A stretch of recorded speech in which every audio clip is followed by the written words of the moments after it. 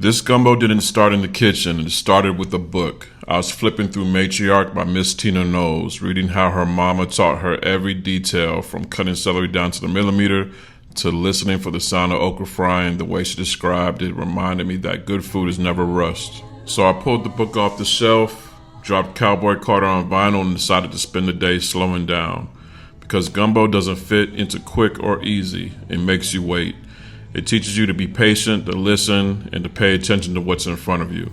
Before the stove ever came on, I started with the prep, cleaning the chicken, washing the blue crabs, lining up all the ingredients. Then came the chopping, onion, celery, bell pepper, the trinity that every Creole kitchen is built on.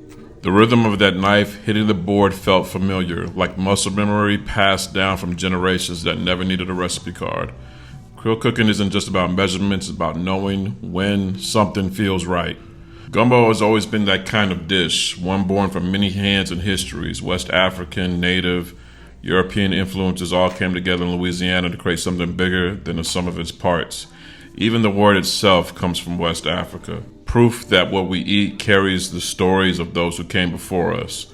So when I started this gumbo, I thought about that, how each pot has its own fingerprint shaped by the person stirring it and the time it takes to make it get right.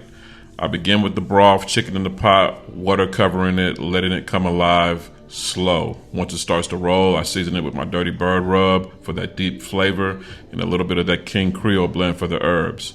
That broth has to sing before anything else goes in.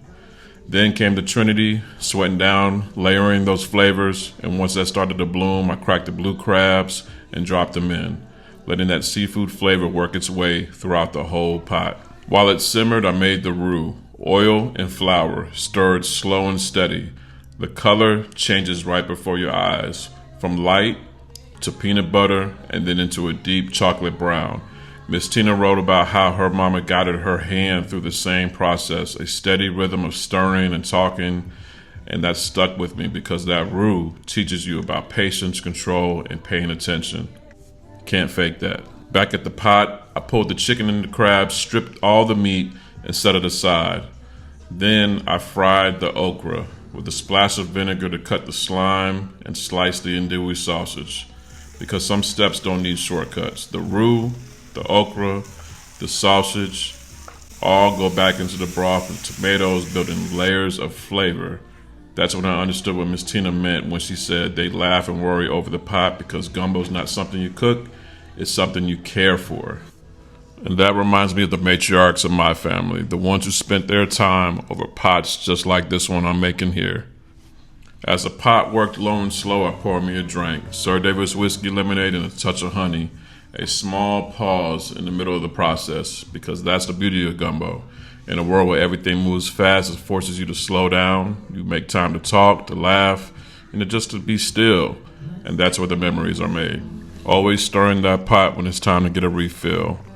When the shrimp finally went in, I knew we were there. Rice in the bowl, gumbo poured over top, crabs resting on display the way it should be. Hours of work right there in one bowl. Before I sat down, I picked the book back up. The same book that started all of this. And as I read Miss Tina's words again, one line stayed with me. No two gumbos are ever the same. Each one carries the hand that made it, the family behind it, and the time it took to get there. That's what Uncle Dibbz stands for. Real food, real roots, and recipes that mean something. Now that's good, shouty.